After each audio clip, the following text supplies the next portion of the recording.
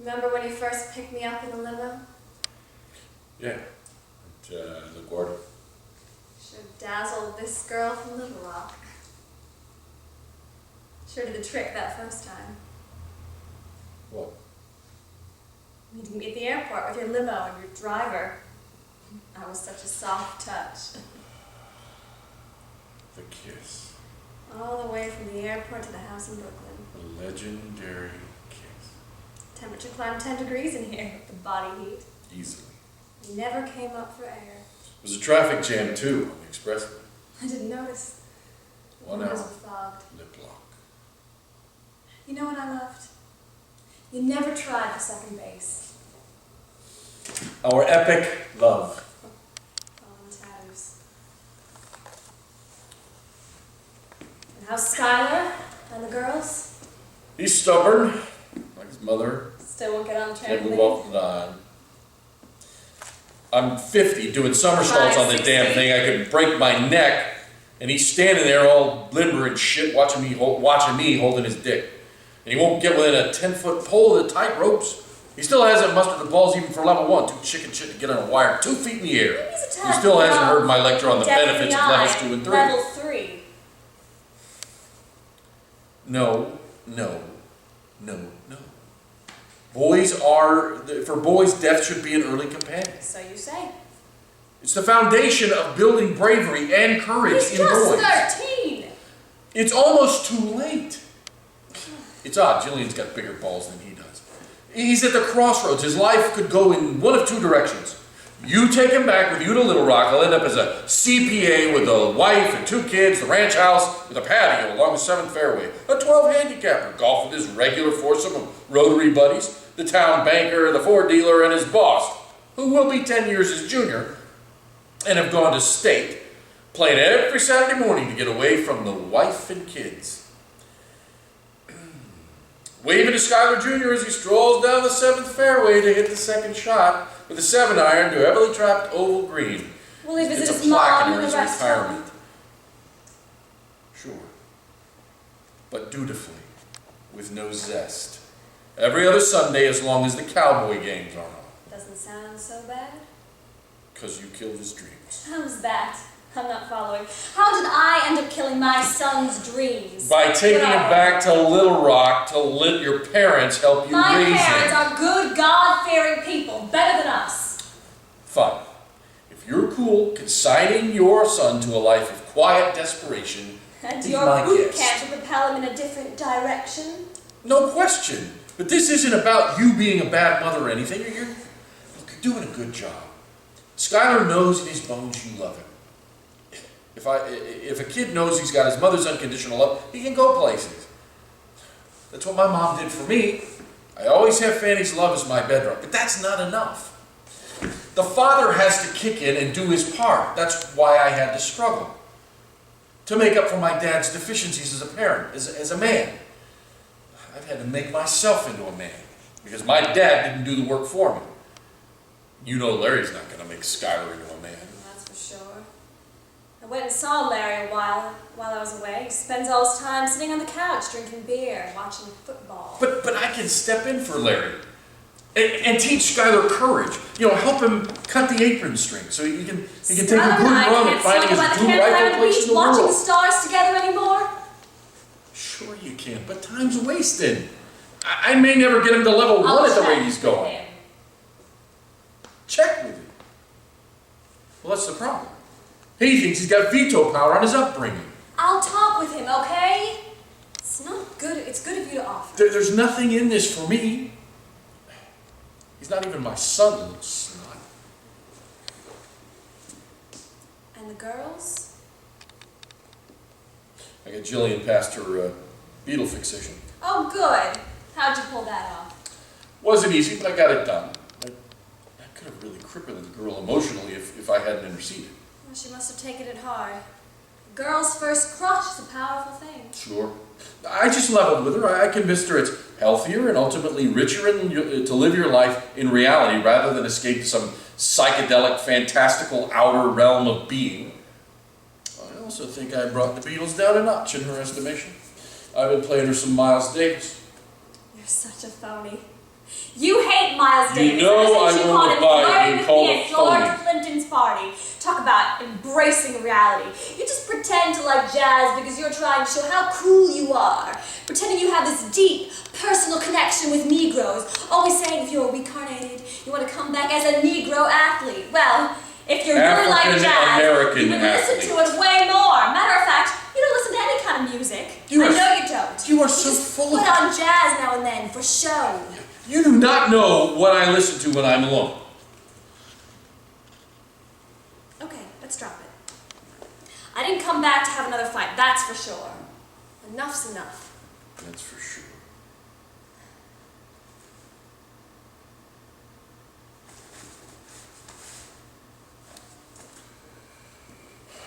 I got her to promise to not take drugs, too. Who, Jillian? Yes. Carter and Reese broke their pacts with you. You know that, right? So I gather. Why didn't you tell me? They told me in confidence. They were afraid to tell you. Didn't want to disappoint you, I suppose. They should view me as a warning. I can hardly muster the wherewithal to build the intellectual infrastructure needed to write a novel anymore. With all the brain cells I've killed with drugs. Did you threaten to take Jillian out of prep school? She did drugs, make her go to PS 234 instead? No, I just told her drugs would lower her IQ. That might hit home. She's right haughty about her brain power. I told her marijuana trips are existential. One becomes aware of the enormous apparatus of nothingness under the influence of grass. The heartfelt song is as empty as a pointless interruption. One sees how our nothingness attacks the essence of others, how we in turn are attacked by their nothingness. Under the influence of marijuana, we are constantly at war with our fellow man. Even against these people we say, even against those people we say we love. How did that go down? I think she got it. As you say, she's a smart kid. Was Barbara that smart? Or did Jillian get her brains from you? Barbara was witty, but she had a way with words. My Jew genes don't get all the credit, but probably most of it. And Carter?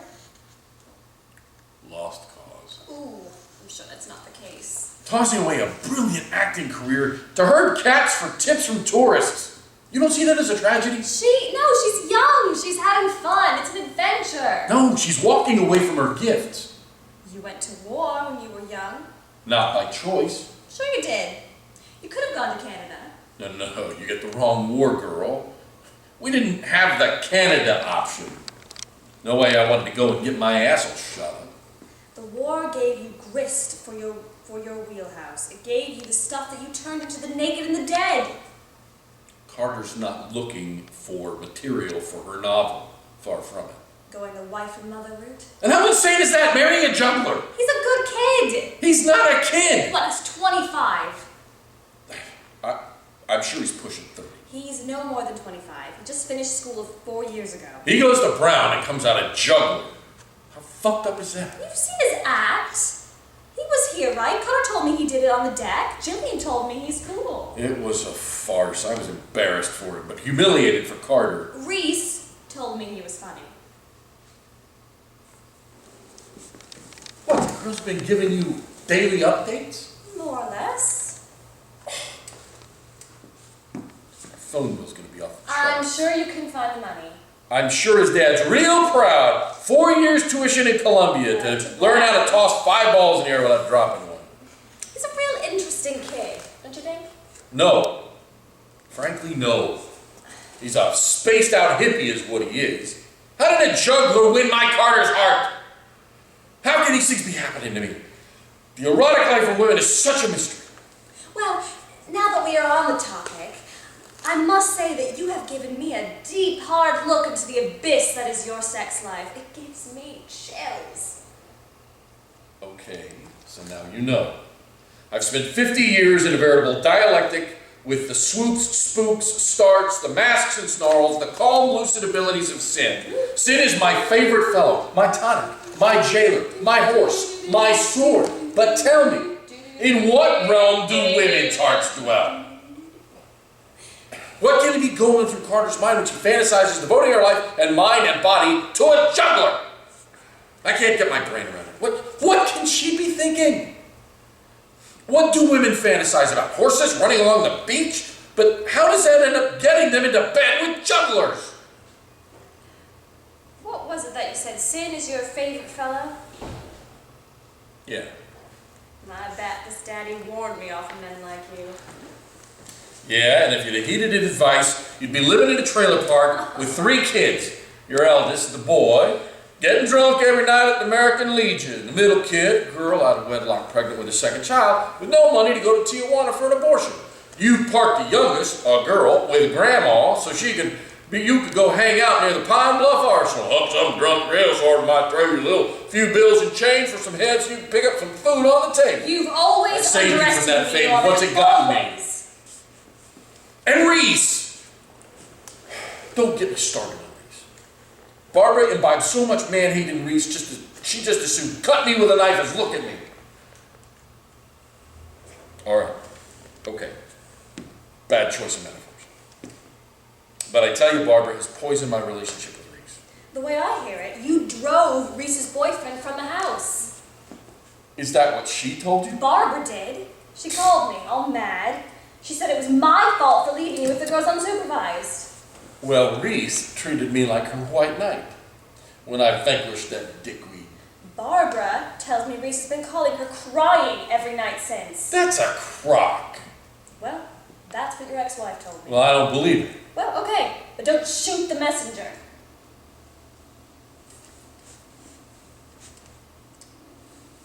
Well, who's gonna bring up the elephant in the room? I'm not. Well, that's a surprise. All that time at level 3 and stale chicken. I might have been willing to fight the Japs mano y mano, or do 10 rounds with Sonny Listener, go into my studio and plow ahead with Ancient Evenings for 10 years, but I am not man enough to do a few more rounds with a woman's scorn.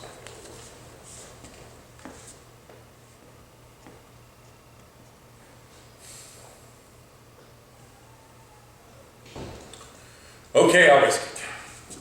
I'll ask about the elephant in the room.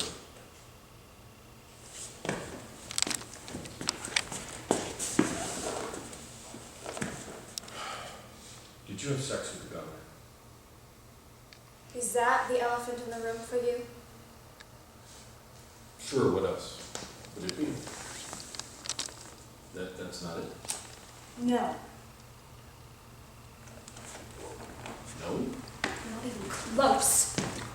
Well, what is it then? That's the first thing on your mind right now. You come to the airport and pick me up after I've been away for a month, and that's the first thing on your mind, whether I fucked the governor? Well, yeah, it seems like topic A to me. You spend the week before I took off, after you've been caught red-handed, telling me in detail, as some sort of bizarre, meaningless bullshit expiation, how you have been cheating on me with 5 mistresses in 5 states, 3 airline stewardesses in bathrooms on transatlantic flights, 7 waitresses in 5 cities, 17 co-eds on book readings on 14 college campuses, at Penn State, at Harvard, at Washburn, at Skidmore, at University of this and that, and whomsoever and whatsoever college. After all that sharing of information regarding your sexual past, you have the gall to ask me if I've been faithful while I've been away to see an old friend when I left her in tears, telling you it's over between the 2 of us. Well, did you? Did I what? Did you have sex with the governor? I guess it depends on what you mean by sex. What? What? You went down on him? You're pathetic. You know that, right? I guess. Sure. You know what I thought the elephant in the room would be for you? What? Silly me. What? I thought you'd want to know whether I was coming back to you for good. Well, that's a good question. You think that's a good question, do you?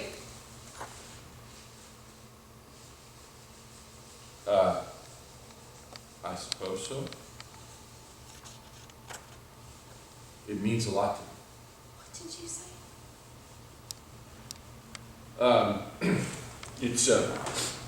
It's not been easy raising these girls without me. Is that why you want me back?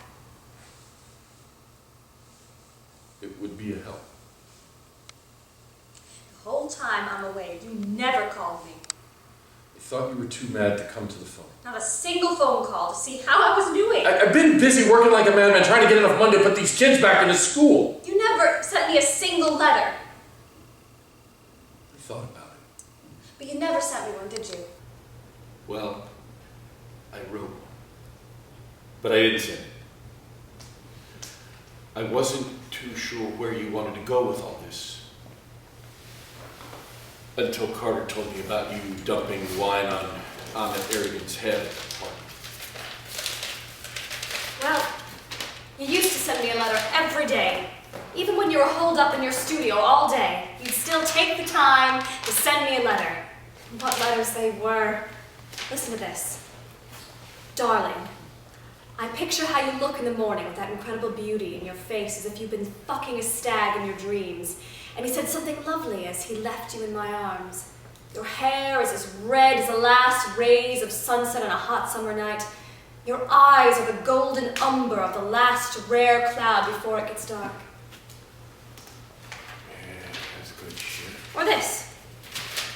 Sometimes when we're fucking, I close my eyes and feel orange, fine, rose red waves come off your heart. I feel awe for its true woman I am holding, as strong as fire and as wrathful if I ever betray it. Crazy. I feel all of the woman in you coming to me through your mouth, even as your soul is shaking like a leaf in the sweet eye of your sex, when the cum begins to free itself like wet wings stirring up to fly, and then I am at sea floating up to your fuck storm.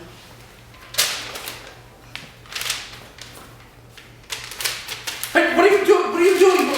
Stop! What are you, a man? You're gonna set the gas tank on fire! You're a nutcase. Come on, girl. Come on. You really blew it, Calm no, down. you really blew it! I know I did, babe. I loved you so much. You really, I can never love you like that again. You hurt me too I know, much. babe. I know, I'm sorry. I know, I'm so sorry, babe. Those letters and your ardor for me, you had me convinced we had the great love of the century. It was, I baby, really it thought is. our love was one for the ages. Romeo, I was convinced Juliet, of it. Antony and I believed Cleopatra, I had Tristan such and faith Isolde. in our love. I should have gotten a fix on you. I was such a fool. You write stories. You make stuff up. That's what you do for a living, for gosh sake. You're a powerful writer, so you could write all those powerful love letters to get me without breaking a sweat, but they didn't mean a thing. It's all smoke and mirrors. These letters weren't bullshit. They came from the heart. Please, don't even try to bring your heart into this. I know our relationship has always been about your dick. All your relationships with women have been about your dick. No, that's not fair. You know I loved you, baby. You know I do. No, it was great. I love you because you're funny and you have a big heart. Fuck a woman with such ardor, worship her body with such devotion, and fly up to LA the next day to have sex with another woman the very next day. I don't understand it. I don't. It's a mystery. I don't know, baby. I don't know. The ardor and the letters really fooled this small town girl, but now I know. It was all just a crock to fool me, to get me on board. So you'd be free to run around and fuck like a jackrabbit while I stay home and take care of your business for you and keep care of the kids. It was all a lie. A lie. A big fat lie. No, it wasn't. No. No. No. No. I loved you like a madman. No, you didn't. It was all a lie. No, that's not true. You know I'd do anything for you. I'd do anything for you. You know that. I love you. Please, come back and live with me. What are you saying? Do you even know what you're saying? Yes. Anything. I've been going insane here without you. You're willing to give up your girlfriends for me? Yes. Honestly? Yes. And I'll adopt Skylar too. Really? You'll do that? Yes, I will. Next week. Larry can fax us the papers. We'll do it in the Dominican Republic. You think you'd do that? Well, Larry won't care. He'll be able to stop paying child support. Okay. then I'll adopt Scott. You do that. Yes, You don't next even- week. You don't even like him. I'll grow to like him. You adopt him for me. Yes, next week. And make a man out of him. Yes. Level 3. Level 3. Norman is such a bastard. Mother, what are you doing? Stop! Don't kiss that dickweed! Love, love, love.